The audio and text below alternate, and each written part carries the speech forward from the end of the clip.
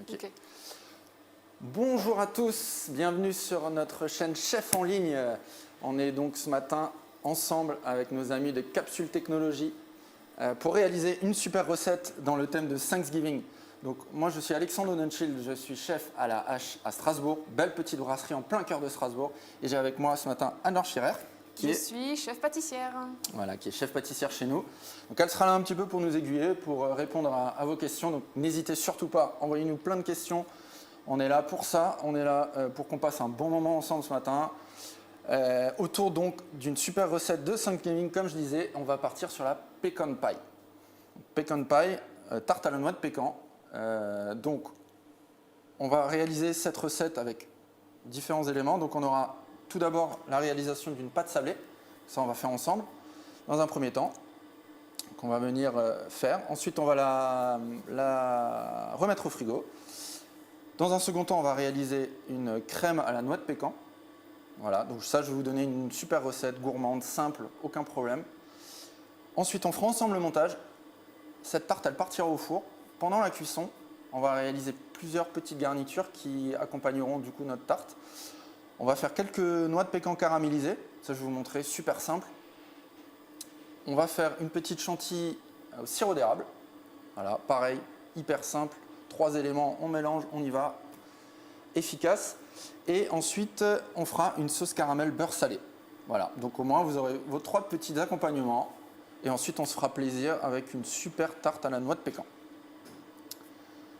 On va commencer la recette ensemble. Alors, donc dans un premier temps, on va faire notre pâte sablée. Alors déjà, pardon, on va déjà, Anne-Laure va nous... Donc on va récupérer un petit cercle. Donc là, la recette que je vous ai donnée, c'est pour un petit cercle à pâtisserie. Là, on est sur un cercle de 20-22 cm. Voilà, ça permet de manger à 6 petits mangeurs, 4 gros mangeurs, un beau petit dessert. Donc là, dans un premier temps, on va graisser. Graisser avec un petit beurre pommade. Hein. On trouve aussi un petit peu maintenant dans le commerce des petites bombes de graisse végétale, ça existe aussi. On peut prendre de l'huile, on peut prendre... Voilà. L'idée, c'est vraiment qu'après notre pâte vient de se décoller. Et pareil, le beurre, ce qui est bon, c'est que ça va nous rajouter déjà un peu de goût et ça va amener un peu de caramélisation aussi à la pâte. Hein. Ça, c'est top. Voilà. Donc ça, on va déjà graisser et on va le mettre au frigo. Voilà. Donc pour ceux qui font la recette en même temps que nous, n'hésitez pas. Si je vais un peu trop vite, c'est pas grave. On pose des questions. On peut revenir sur un point ensemble. Donc ça part au frigo pour que notre beurre fige autour de notre cercle. Et après, quand on vienne foncer notre pâte, donc foncer la pâte, c'est la mettre dans le cercle pour lui donner la forme qu'on veut, pour que du coup la pâte elle adhère bien à notre cercle et pour qu'elle ne retombe pas pendant la cuisson. Ok ? Donc ça, une fois que c'est fait, ça part au frigo. On va réaliser notre pâte sablée. Donc pour ça, donc les ingrédients, à un moment vous avez eu la liste avant. Donc pour ceux qui ont fait leur petite course et qui ont tout ce qu'il faut, peuvent faire en même temps. Alors donc, moi, je me suis juste éclipsée une seconde parce que nous avons une première question. Alors la question est-ce qu'il y a une farine conseillée blé et châtaigne? Alors idéalement, c'est mieux de la faire avec la farine de blé, type 55 ou 45, c'est ce qu'on utilise le plus souvent en pâtisserie. C'est ce qui va marcher le mieux pour cette recette-là. La farine de châtaigne est aussi tout à fait alors on peut mettre en proportion dans la pâte. On peut en mettre un petit peu si on veut. Effectivement, on peut amener du goût, on peut... Voilà. Si la problématique tourne plutôt autour du gluten, à ce moment-là, ça va être un peu compliqué. Alors, il faudrait plutôt partir sur un sablé, alors à ce moment-là, qu'on ferait, avec peut-être une farine un peu différente, avec un peu de maïzena.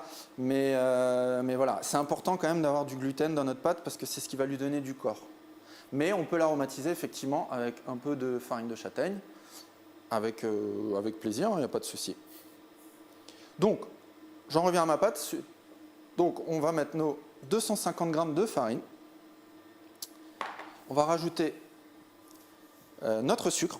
Hein, donc, c'était 100 g de sucre. Et ensuite, je vais rajouter mon beurre. Donc, le beurre, là, je l'ai sorti il y a une petite demi-heure. Donc, il commence à être un petit peu mou. Et surtout, très important, je l'ai coupé en petits cubes. Hein. Donc là, on va tout mettre dans notre saladier. Donc, je démarre volontairement avec un saladier. Ça évite d'en mettre partout, ça évite de salir toute la maison. Donc on démarre là-dedans et là on va faire ce qu'on appelle sabler. Donc sabler, on va venir en fait vraiment chercher à obtenir une texture qui ressemble tout bêtement à du sable. Hein. Donc là, je viens du bout des doigts écraser mon beurre. Voilà.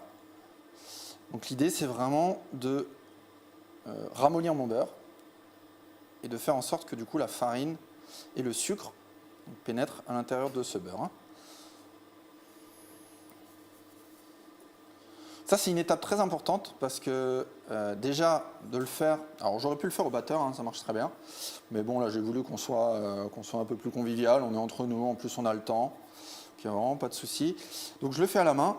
Là vous voyez, j'essaye de ne pas trop travailler ma pâte, parce que en fait si vous travaillez trop une pâte, là, en l'occurrence une pâte à foncer, ce qu'on appelle, hein, donc une pâte sablée, une pâte sucrée, si vous la travaillez trop, vous allez avoir du coup le gluten de votre farine qui va ressortir et du coup vous allez avoir une pâte élastique.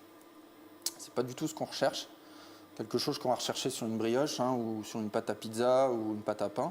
Mais là, pas du tout. D'où l'importance de ne pas trop la travailler.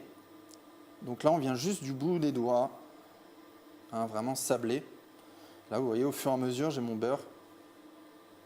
J'ai mon beurre qui fond, qui est en train de devenir un peu plus pommade.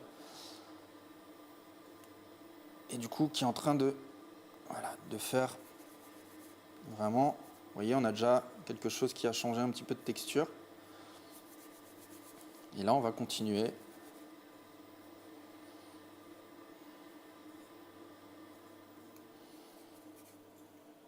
Je ne vous ai pas précisé quelque chose. J'ai déjà allumé mon four hein, à 180. Donc moi, je l'avais déjà fait. Pensez à le faire tout de suite. Hein, c'est important, là on va cuire notre tarte, donc c'est important de la cuire dans un four bien chaud. Donc allumez déjà votre four, 180 degrés, chaleur tournante. Si vous avez un mode tarte, parce que maintenant sur les fours modernes vous avez ça, donc c'est-à-dire vous allez avoir une chaleur qui va venir à la fois du bas et à la fois une chaleur ventilée. Mettez ce mode-là, hein, c'est bien, ça va bien cuire votre pâte par le bas. Parce que souvent, c'est un peu ça le problème, hein, quand on fait des tartes ou des quiches ou autres. On a souvent des soucis, des pâtes pas cuites, alors que la garniture est cuite. Donc maintenant, il y a des fours avec des modes comme ça qui permettent de vraiment bien cuire les pâtes. Hein. Donc là, vous voyez, hein, on a un appareil là, qui a changé vraiment de... Ça ressemble vraiment à du sable, hein, on s'en approche.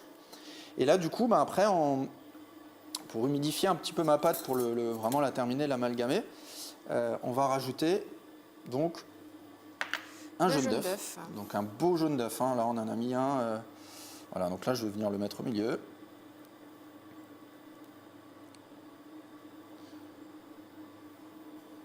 Voilà. Et donc là, j'y vais. Et là, maintenant, on va venir vraiment chercher à vraiment bien mélanger notre pâte. Donc là, on va continuer un petit peu encore dans notre saladier, puis on va terminer ça sur notre plan de travail. Là, vous voyez, ça commence. Hein.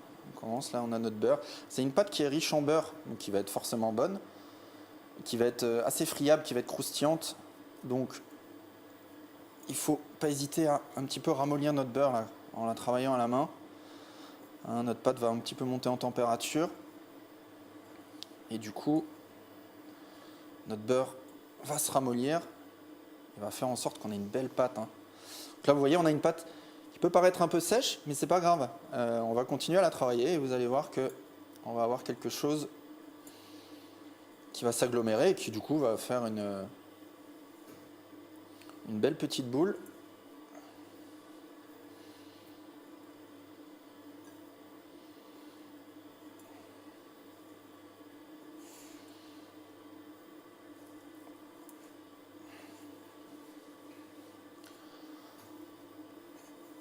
Je ne sais pas si on a encore des questions qui arrivent un petit peu là. Bah, bonjour à vous du coup, amis de Capsule Technologie. Voilà, vous voyez là, on a notre pâte là qui commence vraiment à s'agglomérer. Donc là, ce qu'on va faire, on va basculer sur notre plan de travail. Là, je rajoute pas de farine. Hein. J'ai pas envie de de lui rajouter de la farine pour l'assécher encore, pour lui donner un mauvais goût de farine. Là, ça, c'est pas intéressant. Donc, on n'a pas besoin. Hein. Vous voyez, hop, elle accroche pas.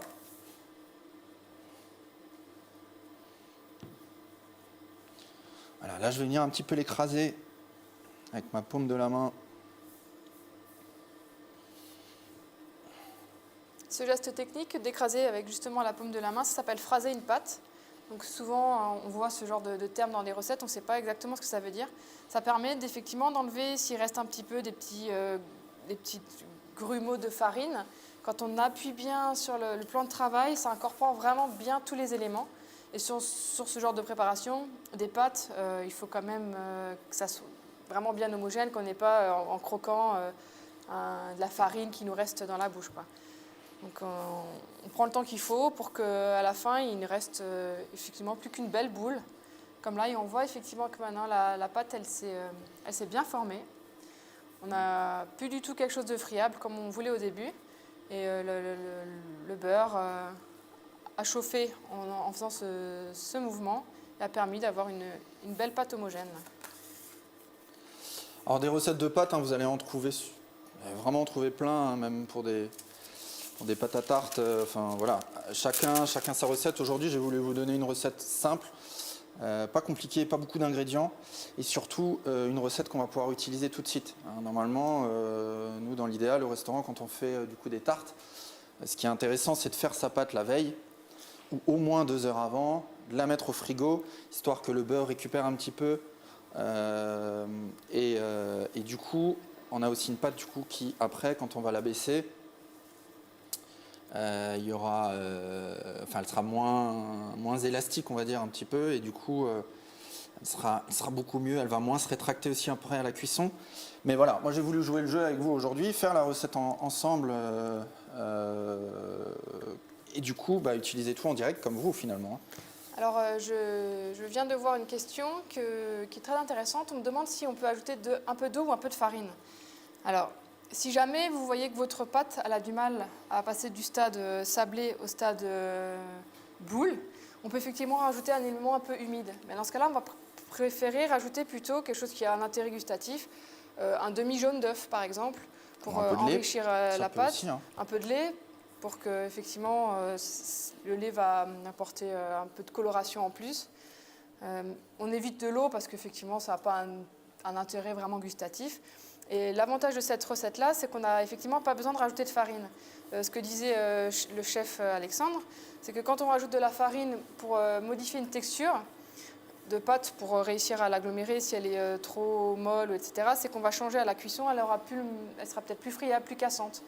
Donc là, la recette qu'on vous propose, c'est une recette qui marche à tous les coups. Vous ne pouvez pas vous louper. On l'a testée sur plein de tartes.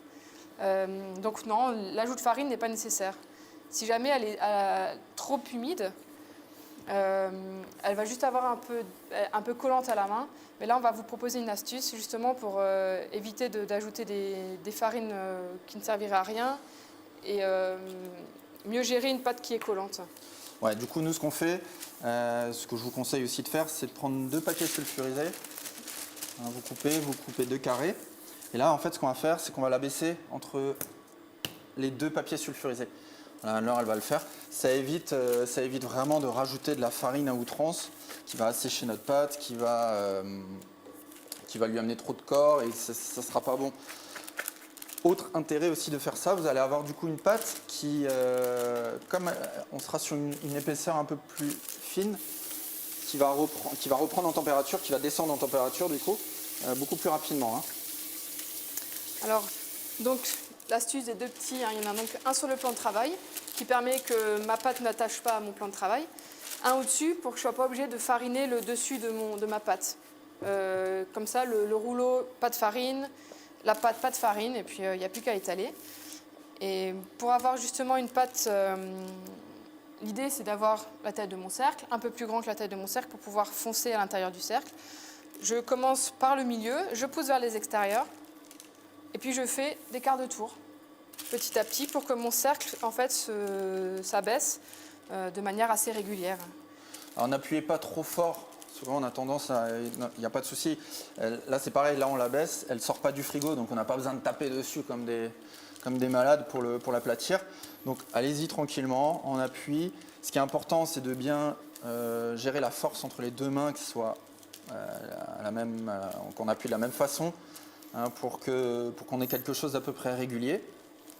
Et l'avantage aussi de faire ça entre deux feuilles, c'est que si jamais, vous voyez, hein, si jamais là je veux la reprendre, ben, hop, je peux juste la décoller. Là, je peux relever, je peux refaire, je peux la retravailler de vraiment plein de façons, hein. Donc si jamais vous avez un côté qui est un peu plus épais que l'autre, c'est pas grave. Vous pouvez prendre la petite corne qu'on avait avant, vous coupez un morceau et vous pouvez le mettre de l'autre côté. Voilà, ça c'est une petite astuce. N'appuyez pas trop fort, allez-y tranquillement. Et l'idée du petit quart de tour là, ça c'est voilà, pour que vous ayez quelque chose qui... On est parti de quelque chose de rond, l'idée c'est d'avoir de nouveau quelque chose de rond à la fin, hein. Voilà, et on va essayer d'avoir on va pas essayer de chercher à avoir quelque chose de très très fin. On va essayer d'avoir quelque chose qui est... Ouais, la pecan pie, c'est une tarte rustique, hein. Faut de la pâte, il faut quelque chose d'un peu épais. On est sur une pâte qui a beaucoup de goût, qui va être croustillante, qui va être friable. Donc, ce qu'on veut vraiment, c'est d'avoir un petit peu d'épaisseur pour que ça soit vraiment quelque chose de gourmand, hein. Donc, voilà, cherchez pas à avoir quelque chose de trop fin. Il n'y a vraiment pas d'intérêt, hein. Donc là, on va ressortir notre petit cercle, on va voir comment on est au niveau de la taille, voilà. Voir si ça correspond bien à ce qu'on veut. Hein, donc là, vous voyez, on a notre cercle. Hop. Si jamais vous avez un cercle à tarte ou un moule à tarte un peu différent, ça fonctionnera pareil, hein. Je vais aller voir la question, je te laisse finir. Donc là, ce qu'on va faire pour nous aider après par la suite, pour foncer, on va déjà enlever tout le surplus. Donc on va tranquillement avec un couteau, la pointe d'un couteau, enlever tout ce qui est un peu irrégulier pour qu'on ait une belle forme bien ronde. Ça nous permettra après d'être plus efficace pour foncer. Alors, je vais voir la question. Donc là, il n'y a pas de règle, hein. Je sais que mon cercle fait un peu plus de 2 cm de haut, donc je sais que je peux aller un peu plus loin.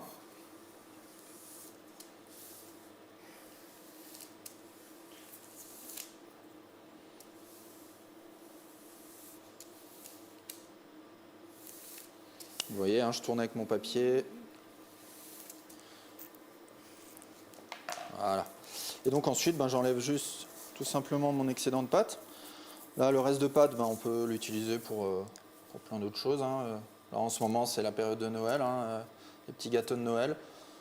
On est plus spécialiste en Alsace, mais voilà, vous pouvez faire des petits gâteaux, hein, avec le reste de pâte. Du coup, là, ce qu'on va faire, notre pâte, on va venir juste remettre notre petit deuxième papier pour éviter qu'elle croûte. Okay. Et là, on va lui donner un peu de froid. Ça, c'est important, parce qu'après, sinon, après, on va la foncer. Si notre pâte n'est pas assez froide, elle risque un petit peu de craquer. Si elle craquelle, pas de panique. Vous allez voir après, il n'y a aucun problème. On peut récupérer le reste, les petits restes de pâte pour combler les trous du coup qu'il y aurait éventuellement. J'ai une question. Ouais. Quelqu'un me demande si on peut remplacer le sucre par du sirop d'agave. Oui, on peut, hein. On peut. Alors après, les proportions, ça, je pourrais pas vous les dire. Ça, je ne les connais pas. Mais par contre, ouais, on peut. Pas de souci. Alors, effectivement, on peut remplacer une partie. Mais le sucre a l'intérêt que c'est un élément qui est sec. Si on rajoute quelque chose qui est humide, donc le sirop d'agave, on va perdre la proportion entre le sec et l'humide. Donc effectivement, il va falloir. C'est des choses qu'on peut peut-être remplacer moitié-moitié et ajuster. Si on veut partir sur un sucre qui est différent, tout ce qui est sucre cassonade, qui sont donc des sucres qui ne sont pas raffinés, ça marche aussi très bien. Il existe aussi des sucres de coco qui sont plus naturels. On peut remplacer, mais qui sont effectivement sous forme sucre, ce moule grain, qui sera peut-être plus adapté pour de la réalisation de pâtes, comme il faut garder un élément sec, un élément sec. C'est ça. Donc ensuite, on va continuer. On va faire donc ce qui va venir remplir notre tarte, donc la garniture à base de noix de pécan. Donc là, pareil, je vous ai trouvé une super recette hyper simple qu'on fait régulièrement. On aura donc de la poudre de noix de pécan. Alors, rien de plus simple. Vous prenez les noix de pécan. Vous trouvez dans le commerce. Hein, là, j'en ai quelques-unes entières. Hein. Voilà. Donc, les petites noix de pécan, on les récupère, on les mixe. Ou ça peut se faire au couteau, si vous n'avez pas de matériel. Et pareil, après le grain, j'ai envie de dire, ça c'est comme chacun aime. Si vous aimez bien un peu plus épais, ben, vous pouvez le mixer un peu plus épais. Si vous l'aimez bien plus fin, plus fin. L'intérêt, c'est juste que ça va ramener du goût, énormément de goût, puisque ça va être le goût pécan. Et pareil, ça va nous ramener aussi de la texture. Là, on l'a mixé, on est un peu entre les deux, on va dire. Pas trop fin, mais pas trop épais non plus. Parce que l'idée, là, ça va nous ramener un peu de mâche. Pareil, vous pouvez remplacer... là, on n'a fait que noix de pécan. Vous pouvez faire avec une partie avec un peu de noisettes, avec des amandes. Tout ce qui est fruits secs avec des noix, ça marche aussi. Voilà. Donc ça, c'est juste les noix de pécan mixées. On va avoir nos 4 œufs. On va avoir 50 g de beurre fondu. Donc là, vous voyez, là, j'ai mon beurre qui est un petit peu revenu à température. Mais le beurre fondu. Là, on va avoir dans la petite verrine notre sirop d'érable et le miel. Et l'extrait de vanille qu'on a mis. Et un petit peu d'extrait de vanille, ouais, c'est ça. Alors ça, c'est chacun, à la convenance de chacun. On aime, on n'aime pas. Dans la recette traditionnelle, ils en mettent un peu. Et c'est vrai que ça marche très bien avec le sirop d'érable. C'est des arômes qui se ressemblent et qui fonctionnent très bien ensemble. Voilà. Donc là, on a notre petit mélange. Et on termine par un petit peu de maïzena. Et on a au fond la cassonade, c'est ça. On en parlait avant des différents types de sucre. La cassonade, il a ce goût un peu plus toasté, torréfié, qui fonctionne très bien du coup avec le sirop d'érable et avec la recette d'aujourd'hui. Donc là, dans un premier temps, on va casser les œufs. Ben, alors, elle va le faire du coup. Hop. On va venir se récupérer un petit fouet. On va mélanger ça avec un fouet. Donc là, recette archi simple. On est un petit peu entre un appareil à flan, hein, donc avec des œufs, du lait et de la crème, et en même temps un appareil, un peu une crème d'amande. Hein, on va être un peu entre les deux. Donc là, on a nos 4 œufs. On va rajouter donc notre maïzena et notre cassonade. Okay. Alors là, on le fait à la main avec le fouet, mais c'est ceux qui sont adeptes du batteur et qui ont l'habitude de pâtisser. On met dans la cuve du batteur avec la feuille ou le fouet à préférence. Ça dépend, le fouet, ça sera mieux. Ouais. Ça dépend ce que vous avez comme accessoire chez vous. Et puis on laisse tranquillement tourner. Voilà. Donc là, on va rajouter le sirop d'érable. On a 2 petites questions. Ah, des questions. Ouais. Donc combien de noix de pécan doit-on mixer dans les 250 g? Ouais. Là, dans ce... Donc moi, je vous ai donné 250 grammes. Donc là, effectivement, on mixe les 250 grammes. Mais après, moi, j'en ai prélevé un tout petit peu. Hein, vous voyez... On en a prélevé, on n'en a pas prélevé. Non, pardon, on en a acheté plus. En plus, ouais, on en a prévu plus pour donc, le décor vous verrez sur le haut de la tarte. Et pour la deuxième partie, pour la dégustation, on a donc prévu de faire des petites noix caramélisées. Et donc c'est en plus. Effectivement, la masse mixée est bien de 250 grammes. C'est ça. Quelqu'un qui nous dit aussi, du coup, ma pâte est trop sablée. Que faire? Elle est encore trop sablée. Alors effectivement, si elle est trop sablée, c'est un peu la question qu'on a eu avant, on peut rajouter un peu de... Un peu de lait ou un petit jaune d'œuf encore. Voilà. Voilà, ça peut marcher, il n'y a pas de souci. Mais il ne faut pas hésiter à bien la travailler. Hein. Normalement, si on respecte les proportions qu'on vous a données, ça devrait gazer. Il faut vraiment bien la travailler, hein, pas avoir peur d'y aller. Ça peut prendre un peu de temps, effectivement. Il faut voir aussi que le beurre va commencer à chauffer, donc au contact, et va un peu lier les éléments. C'est ça. Voilà, donc là on a un mélange, hein, vous voyez, qui est liquide, hein, pas de souci. Là on a nos œufs, on a la maïzena, donc tout ça, ça va amener la texture après à notre crème.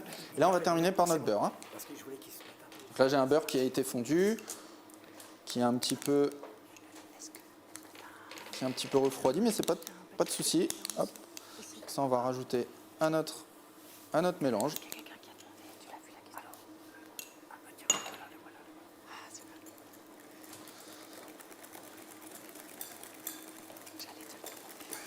Voilà.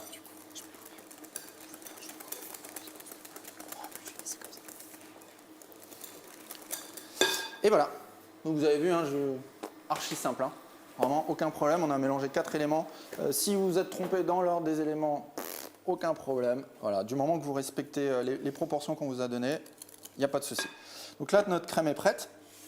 On va la mettre de côté. Puis on va passer à la partie fonçage. Donc fonçage, on va venir mettre notre pâte autour de notre cercle à pâtisserie. Hein. Donc là, je vais récupérer pour ça. Alors, justement, pour tous ces gestes un peu techniques, et pour répondre à une question qui nous a été posée, est-ce qu'on aurait un livre de pâtisserie à recommander? Alors ça tombe très bien, j'en ai un sous la main. C'est le Pâtisserie de référence, qui a été édité par les éditions BPI. Je pense que ceux qui font un peu de pâtisserie connaissent. C'est une édition qui fait beaucoup de livres professionnels. Et maintenant qui sont donc accessibles à tout public. Et dedans, c'est une bible, il y a tout, toutes les pâtes, les procédés, toutes les astuces à savoir et à connaître. Et effectivement, c'est un livre vraiment très très très complet. Et on m'a dit que je pouvais l'ouvrir. Donc ça, vous le retrouvez sur Internet, il n'y a pas de souci, mais c'est vrai qu'il vient tout juste de sortir. Et c'est vraiment un chouette livre. Hein. Il est vraiment bien, il est bien fait, les photos. Vous avez plein de flashcodes avec du coup des liens interactifs. Hein. Vous allez retrouver. Il y a tout un truc sur le matériel. Il y a une partie un peu plus professionnelle, hein, mais après derrière vous allez retrouver vraiment des recettes avec, pareil, encore des recettes qui sont adaptées aussi, toutes les recettes de base. Je sais pas si Après, vous avez tout sur les pâtes, hein. Et effectivement sur chaque recette, vous allez voir, il y a des parties un peu flashcode où les contenus sont régulièrement mis en ligne et renouvelés surtout. Et du coup, voilà, ça vous permet de suivre les recettes en vidéo, à la fois le pas à pas que vous allez retrouver dans le livre, et en même temps la partie vidéo qui est un peu plus interactive, un peu plus ludique, quoi. Voilà, donc il y a un bouquin en ce moment, voilà. C'est un bon choix. Donc là, j'ai récupéré ma pâte, j'ai récupéré mon cercle à pâtisserie, hein, qu'on a beurré juste avant. Hop. Donc là, notre pâte, on a décollé donc la première feuille.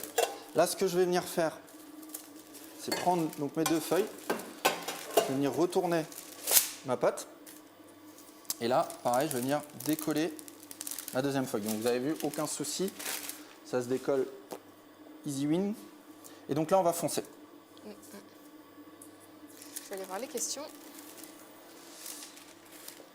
Hop, donc là, voilà. Décale-toi. Donc là, on va chercher en fait à mettre notre pâte. On va revenir là.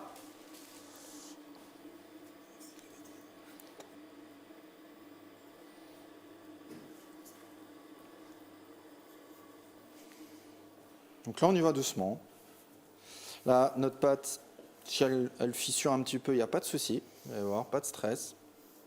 Oui, c'est des choses qui peuvent arriver. Hein, c'est normal, hein, là on l'a fait en direct en plus, donc il n'y a pas eu de repos sur la pâte, donc c'est un peu normal. Mais c'est pas un souci. Hop. Donc là, j'ai ma pâte qui est bien au fond de mon cercle.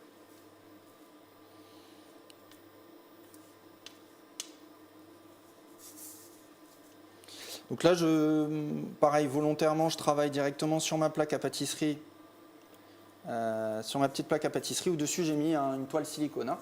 Ça, pareil, vous trouvez dans le commerce. Si jamais vous n'avez pas de toile silicone, pareil, pas de souci. On prend une feuille de papier cuisson, comme on a pris là pour étaler notre pâte. Ça fonctionne aussi très très bien. Voilà. Donc là, une fois que je suis là, donc là vous voyez, on a notre première partie on est venu mettre notre pâte dans notre cercle. Hop. Donc ensuite, ce qu'on va venir faire, là je vais venir avec le doigt bien appuyé pour vraiment bien avoir un bel angle droit. Hein. Ça c'est important pour qu'on puisse mettre un maximum de garniture dans notre tarte, pour qu'il y ait de la pâte effectivement qui est bonne, mais pas que ça, qu'on ait aussi de la garniture. Voilà. Si jamais on a des petits trous, on a des petites... on va récupérer notre petite pâte là qu'on avait gardée avant, hein, notre petite chute de pâte. Et puis on va venir jouer, rafistoler, hein, pas de souci. Hop. On vient jouer à la pâte à modeler. Aucun problème.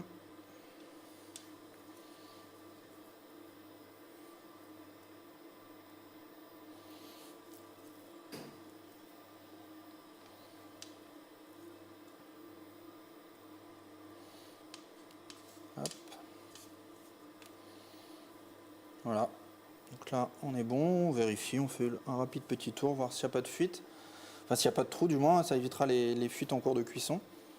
Et voilà, là on voit qu'on est bien. Donc là, ensuite, une fois qu'on est là, après il y a plusieurs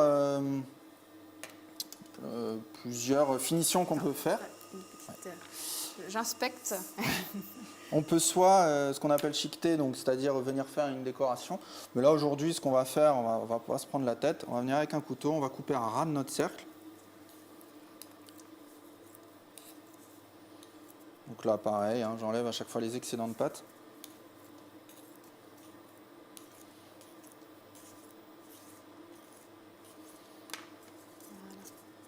Hop.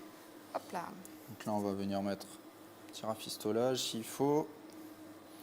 Alors là, nous, on a utilisé un cercle à tarte. Donc vous avez vu qu'il n'a pas de fond. Donc c'est pour ça que cette étape de vérifier qu'il n'y ait pas de trou est très importante. Parce que s'il y en a dans notre pâte, tout va couler au fond du four. On connaît, ça crame. On enfume toute la maison dès qu'on ouvre la porte. Donc du coup, effectivement, on essaie d'être bien vigilant, de vérifier qu'il n'y ait aucun petit trou. Hop là. Ça évite les mauvaises surprises. Ok, donc là on en est là. On a notre pâte qui est foncée dans notre cercle. On a notre crème pécan qui est prête. Et donc là on va passer à la cuisson.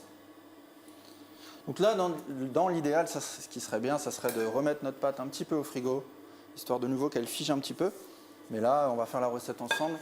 Donc on va zapper cette étape. Hein. Donc là notre crème, on va venir tout simplement la couler.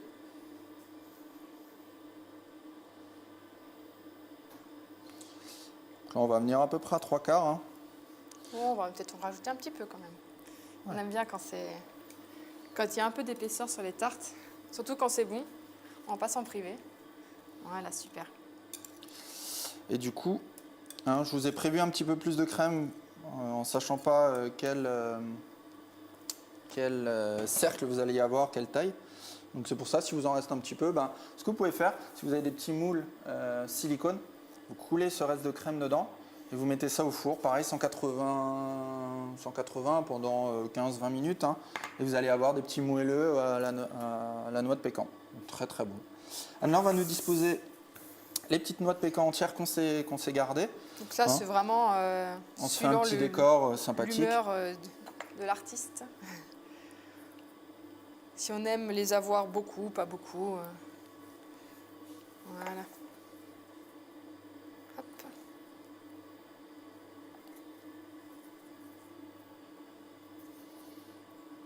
On me demande du coup s'il faut piquer la pâte et la passer au four avant de la mettre la garniture. Alors pas besoin. Alors, je ne sais pas si on a entendu la question, mais... Il y a certaines recettes, oui, c'est ça. Donc on nous demande s'il faut piquer la pâte et s'il faut la pré-cuire un petit peu avant de mettre la garniture. Alors là, pas besoin dans cette recette. Encore une fois, j'ai voulu aller assez vite avec vous.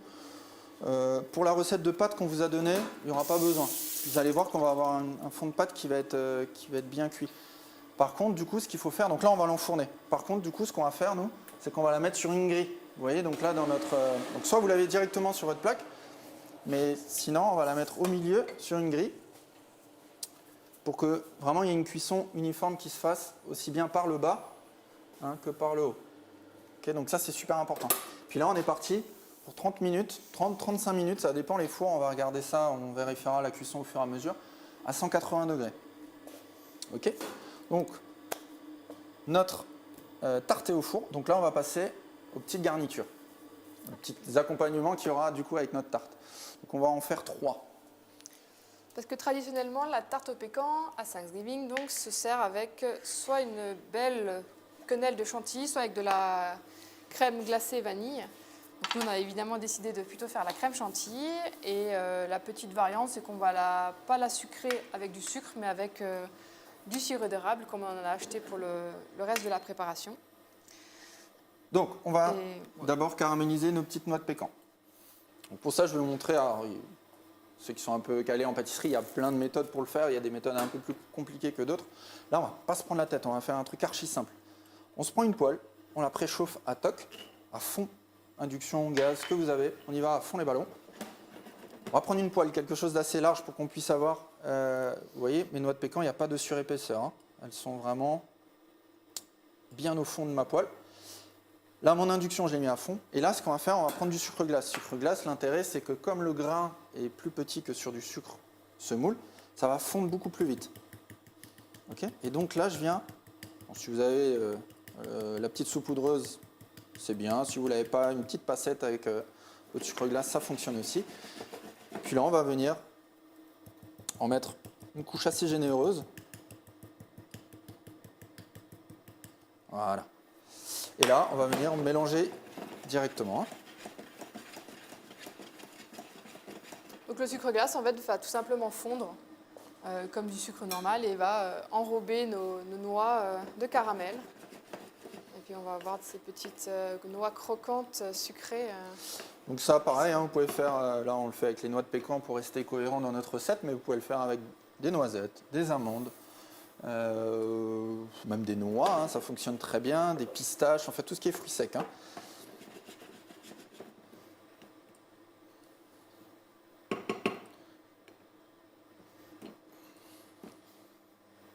Et là vous voyez, hein, on a notre sucre glace là, qui commence à fondre.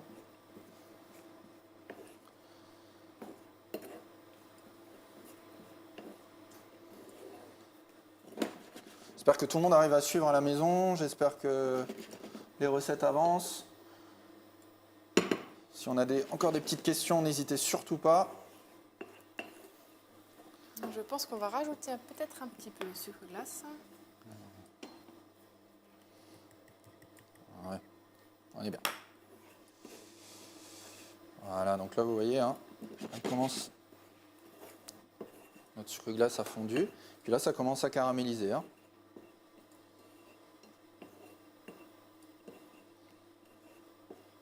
Alors là vous voyez, il n'y a pas de recette, hein, là c'est ce que moi j'aime bien appeler de la pâtisserie de cuisinier, hein, on se fait plaisir, voilà, on avait encore quelques noix de pécan, un peu de sucre glace, là il n'y a pas besoin de peser, il n'y a pas besoin de forcément de recettes, il faut juste voilà, respecter une certaine proportion entre le sucre glace et les noix de pécan. Là vous voyez la quantité que j'ai mis. Hein. Après, pareil, hein, les recettes, il faut se les approprier. Si vous voulez mettre un peu plus de sucre glace pour avoir quelque chose de plus caramélisé, pas de souci, si c'est pour une autre recette. Si vous voulez en mettre moins, si vous voulez pas du tout en mettre, voilà. Après chacun fait comme il veut. Donc là vous voyez, on a nos noix de pécan là, qui sont bien enrobées de caramel.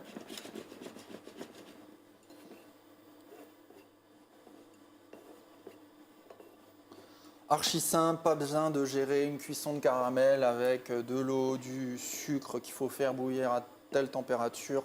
Voilà, non, là on est sur un petit élément de décor qui doit aller vite, qui doit ramener du goût et on ne doit pas se prendre la tête forcément à les réaliser. Hein. Voilà, donc là on a des super noix de pécan qui sont bien brillantes.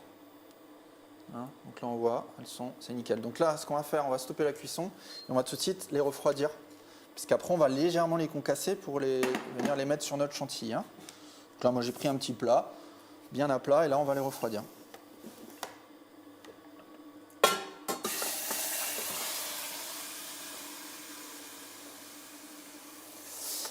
Ensuite, donc, ce qu'on va faire.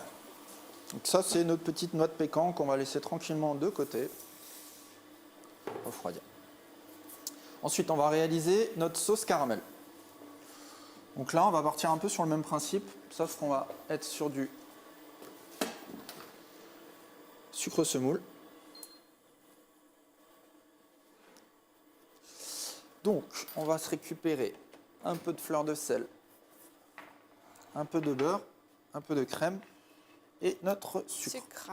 Donc là, pareil, je ne vous ai pas donné forcément de peser. Parce que pareil, on va se faire une petite sauce comme ça. Ce qu'il faut à peu près respecter, c'est à peu près la moitié de beurre par rapport à votre quantité de sucre. Voilà. Mais après, on va doser. Ce qui est important dans votre sauce caramel, ça va être votre caramel à la base. Il faut qu'il soit bien coloré, en même temps pas trop. Parce que si vous avez un caramel qui est trop clair, vous allez avoir que du sucre. Finalement, vous n'allez pas avoir ce bon goût de caramel. Si vous avez un caramel à l'inverse qui est trop poussé, vous allez avoir de l'amertume. Pas très agréable forcément. Donc on va essayer de trouver cette juste mesure. Pour ça, même principe qu'avant. On va se prendre une casserole un peu évasée et on va chauffer. Okay, donc là j'ai mon induction. On va y aller plein gaz. On va mettre notre caramel en 3 fois. Ok, donc on va déjà se mettre une première partie. Là, je ne sais pas si on va tout l'utiliser, je vais voir. On va voir un peu à l'œil. Et là, vous voyez, instantanément, là, comme ma petite casserole était déjà chaude, instantanément, ça fond. Ok ? Donc, on va attendre. Donc là, vous voyez, hein, ça a bien fondu. On a même déjà une légère coloration. Pouf, on va se rajouter notre deuxième tiers.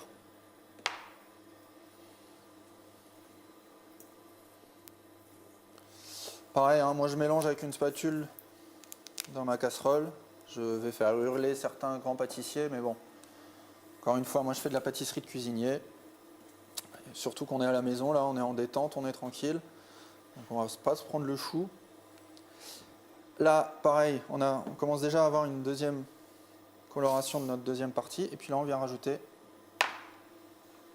la fin de notre sucre glace. Sucre normal. Sucre semoule, pardon, exact. Alors, normalement, oui. Si on avait fait une grande quantité, j'aurais dit oui. On peut la chauffer. Alors pareil, soit la chauffer un petit peu au micro-ondes là, on parle de la soit crème. en casserole. Je sais pas, on n'a peut-être pas entendu. Quelqu'un nous demandait s'il faut chauffer la crème. Oui. Voilà. Oui, c'est ça. Donc là, effectivement, on va venir déglacer avec un peu de crème. Effectivement, on aurait pu la chauffer si on avait fait une grande quantité. Là, on va être sur une petite quantité, donc on n'a pas forcément besoin. Donc là, vous voyez, hein, c'est en train de colorer tranquillement. Donc là, ce qu'on va chercher, c'est d'avoir une belle couleur blonde un peu plus poussée et surtout quelque chose de lisse. Hein. Vous voyez, là, on commence à avoir quelque chose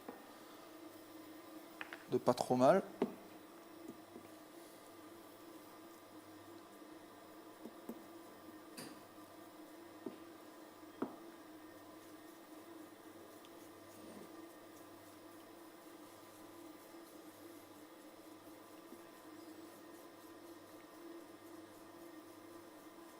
Voilà. Je vais jeter un coup d'œil à la tarte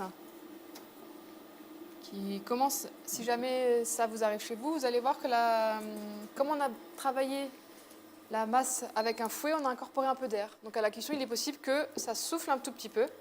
Vu qu'on a mis à 3/4 du moule, il n'y a pas de risque que ça déborde, si on a bien respecté d'être un tout petit peu en dessous du niveau du bord de la tarte.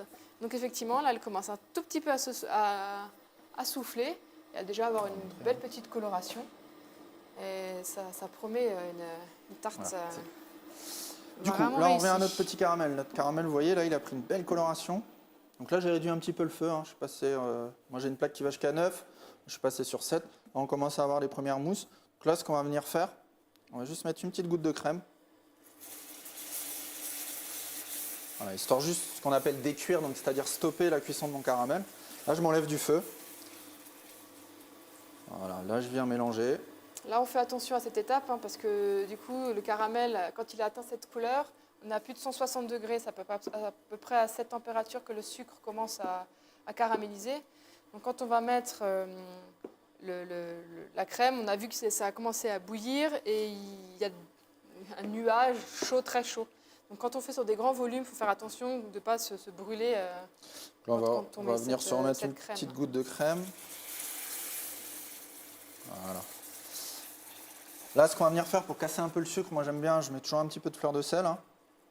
Une petite pincée de fleur de sel. Puis là, du coup, on va venir mettre notre beurre. Donc là, on avait, je pense, 100-150 grammes de sucre. Alors là, on a à peu près 60-70 grammes de beurre. Et donc là, toujours hors du feu, je viens bien mélanger. Voilà.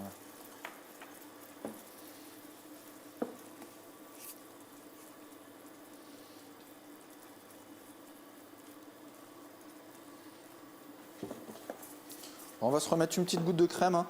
Et on a quelque chose qui est bien nappant, qui est sirupeux. Donc on va juste se remettre une petite goutte de crème. Hors du feu toujours. Voilà.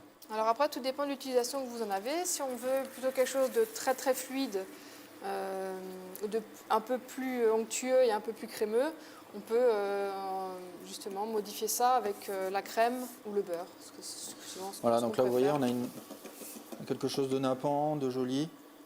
Voilà, donc là je vais venir éteindre ma plaque. Ça je vais le laisser de côté. Ça on pourrait le débarrasser, le stocker au réfrigérateur et que quand on en a besoin, un petit coup de frigo, un petit coup de micro-ondes, pardon, juste histoire de le reliquéfier légèrement. Mais voilà, du coup là vous avez une petite sauce caramel, on a fait en 2 minutes, qui est archi simple. Ok. Troisième petite garniture qu'on va se préparer, on va se faire une chantilly. Chantilly, très simple. On a un cul de poule, donc un petit récipient qu'on a déjà mis au frigo, hein, qui doit être bien froid, ça c'est important, hein, pour que vous ayez une crème qui foisonne bien. Moi je vais mettre un petit peu de mascarpone parce que j'aime bien, ça va amener un peu de gras dans la recette. Donc ça, hop, un petit peu de mascarpone. Et donc là, ce qu'on va faire, on va mettre notre crème. Alors, pour la crème, ce qui est important, c'est de prendre une crème assez riche, hein. Là, on cherche vraiment à incorporer de l'air, on cherche à faire quelque chose de gras, d'onctueux. Donc, pour ça, il faut prendre une crème. Bon, là, on a une crème Alsace, AOC Alsace-Lait, hein, super crème, label rouge. C'est une crème à 33%, 32%, exactement. Donc voilà, prenez au moins une crème à 30%, entière. Si possible, montez jusqu'à 35%, c'est ce qu'il y a de mieux, hein. Donc là, j'ai 500 ml, on va mettre la moitié. Donc on va mettre 250. Hein. Et pour ça, du coup, on a un petit peu de sirop d'érable, ce qui va permettre de sucrer, à la fois de sucrer et de parfumer notre crème. Hein. Ok. Donc là, la proportion, Anne-Laure, tu avais mis... Alors, quand on fait une chantilly, la règle, c'est de sucrer à 10% pour avoir quelque chose qui est pas, qui expose pas en sucre. Donc du coup, là, on a mis 25 g de sirop d'érable pour 250 g de crème. C'est ça. Donc là, on va venir un petit peu, ce qu'on appelle délayer, donc notre mascarpone. On va venir un petit peu le casser là dans notre crème. Hein, donc au départ, je cherche juste à délayer mon mascarpone. Je ne cherche pas encore à incorporer de l'air. Hein. Voilà, l'idée, c'est d'avoir une petite crème lisse. Ce qu'on aurait pu faire, c'est prendre un petit mixeur plongeant. Hein, vous savez, les petits mixeurs qu'on a à la maison. Hop, un petit coup de mixeur plongeant là-dedans, juste histoire de délayer notre mascarpone.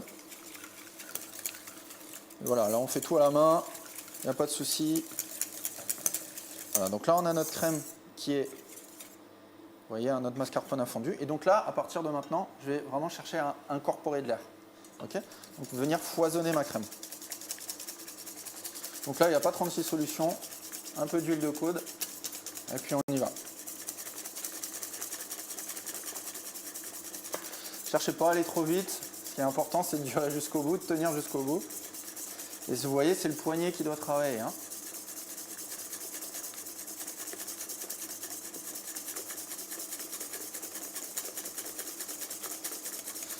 Donc 2 règles vraiment à respecter, c'est d'avoir un cul de poule bien froid et des éléments qui sont bien froids.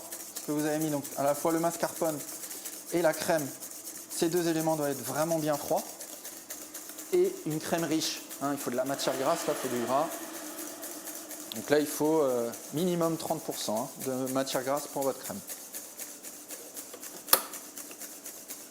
Là, vous voyez, hein, on commence à avoir les marques du fouet qui commencent à apparaître un petit peu dans notre crème. Pareil, un batteur, vous avez un batteur, on y va, c'est la même, sauf que vous ne vous fatiguez pas. Hein. C'est moins drôle du coup. En plus là, on a le temps en ce moment, on fait un peu moins de sport, un peu moins d'activité physique parce qu'on est tous à la maison un peu bloqués. Tous les jours une petite chantilly et on y va.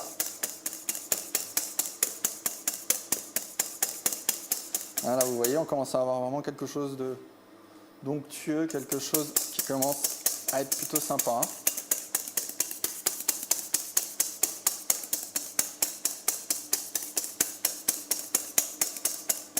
On parle de la gestuelle, il n'y a pas besoin de faire des ronds, des choses comme ça. Ouais. Plusieurs techniques, ouais, donc pour la gestuelle. Voilà, on a une super question. Pour la gestuelle, il y a, voilà, moi je fais ce geste. Si vous faites ce geste, ça marche aussi, pas de souci. Ce qu'il faut, c'est que vous trouviez un geste où vous ne fatiguez pas trop, parce que comme dit, il faut que vous arriviez à être régulier. Ça, c'est le plus important hein, quand vous montez une crème comme ça. Voilà. Donc là, vous voyez, on a une belle crème onctueuse. hein, quelque chose qui tient bien. Et donc là, ce qu'on va faire, alors pareil, hein, vous pourriez la mettre en poche à pâtisserie, vous pourriez voilà, faire plein de choses. Mais là, ce qu'on va faire, moi j'aime bien côté une tarte, on va poser ça au milieu de la table. C'est pas très Covid, hein, mais et on va venir tous se servir, tous piocher là-dedans, chacun prend ce qu'il veut. Là pour Noël, quand on a un peu la famille, différentes générations, il n'y a pas tout le monde forcément qui aime tout avec les mêmes quantités. Donc on met ça au milieu de la table avec la tarte. Là vous voyez, petite chantilly, pas besoin de dresser. Voilà, on a juste quelque chose de bon, de gourmand. Hop, et là on est réglé. Notre petite chantilly. Et donc là ce qu'on va venir faire, on va récupérer nos petites noix. Nos petites noix de pécan caramélisées. Hein.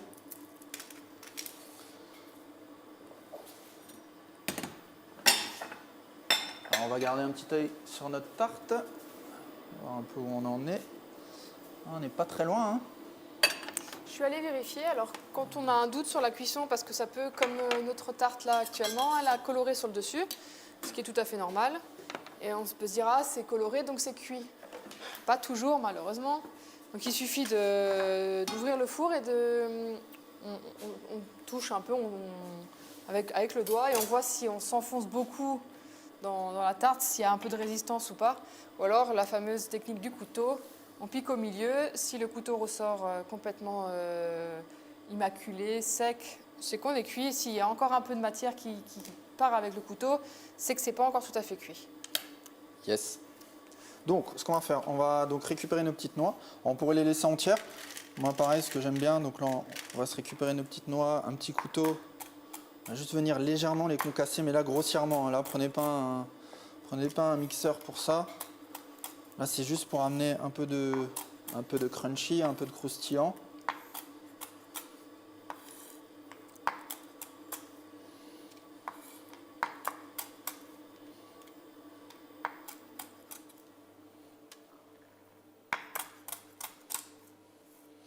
Et là, bah, voilà, moi, ce que j'aime bien faire, là, c'est en remettre un petit peu, là, vous voyez, sur notre chantilly.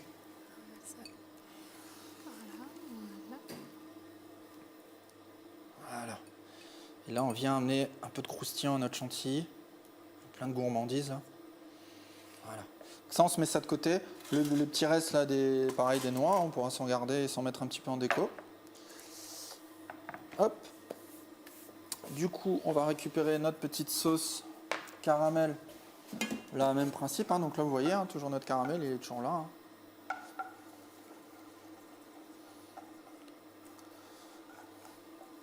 Donc là, on va venir le couler dans notre verrine.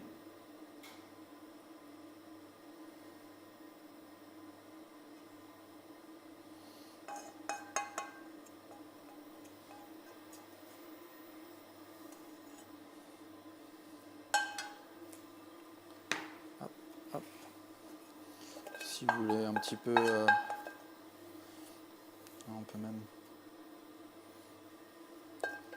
Oui, il faut faire les gourmands, quoi. C'est le moment où on a bien bossé, on s'est bien fatigué le bras, là. Donc, on mérite le caramel. Donc là, on a nos deux petits éléments. Hop, et là, on va voir si notre tarte est cuite. Donc là, on va récupérer... On va regarder notre four. Hop.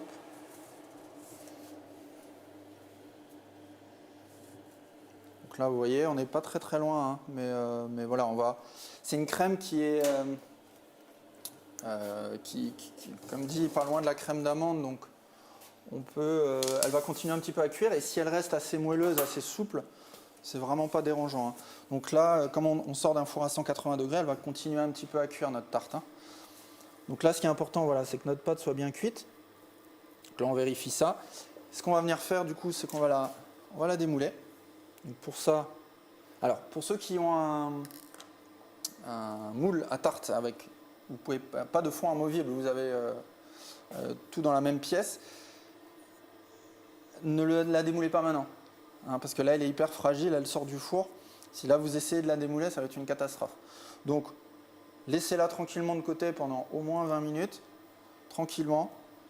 Elle va redescendre en température, le beurre du coup de la pâte va figer un petit peu de nouveau et vous allez réussir facilement à la démouler. Hein. Donc là, nous, ce qu'on va faire, on va juste venir décoller très légèrement avec la pointe de mon couteau. juste le bord, hein, histoire de s'assurer que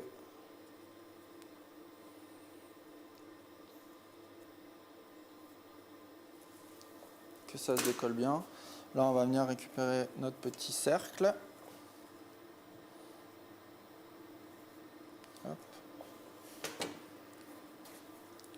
Et là, du coup, en déco, après, pareil, hein, on peut jouer avec un peu de sucre glace.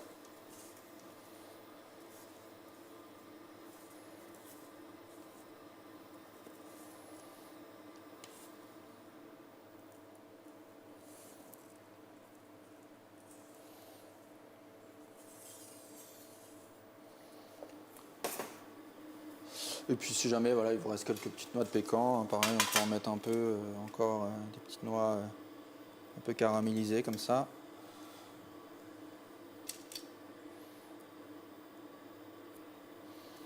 Voilà. Donc super recette pour Thanksgiving. J'espère que vous avez réussi à la faire aussi à la maison, hein, que vous vous êtes surtout amusés. On a fait donc là une petite pecan pie.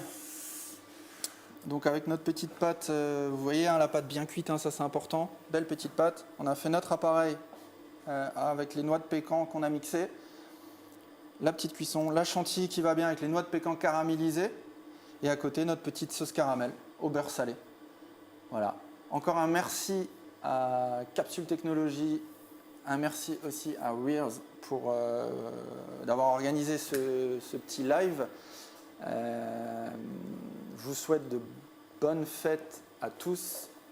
N'hésitez pas à venir sur Chef en ligne. Sachez que la vidéo sera disponible sur notre site. Donc chef en ligne, chef au pluriel, en ligne, tout attaché, .com. Là, vous retrouverez donc par le biais du petit lien qu'on vous a envoyé par Wirez. Vous aurez un petit onglet qui vous est destiné. Vous allez retrouver cette vidéo si jamais il y a des choses que vous n'avez pas tout pigé parce que je suis peut-être allé un peu vite. N'hésitez pas à consulter le site. Et pareil pour d'autres recettes, hein, vous verrez, c'est une belle plateforme où vous allez retrouver plein de recettes, plein de cours qui sont animés par l'excellent Pierre-Paul Zeyer.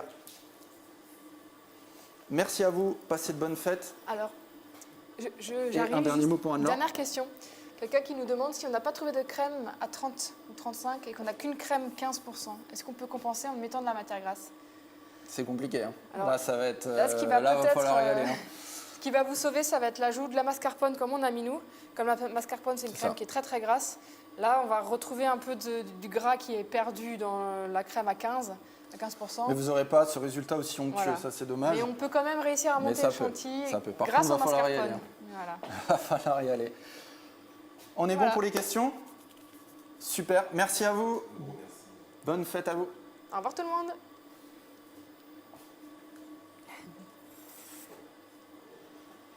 C'est bon?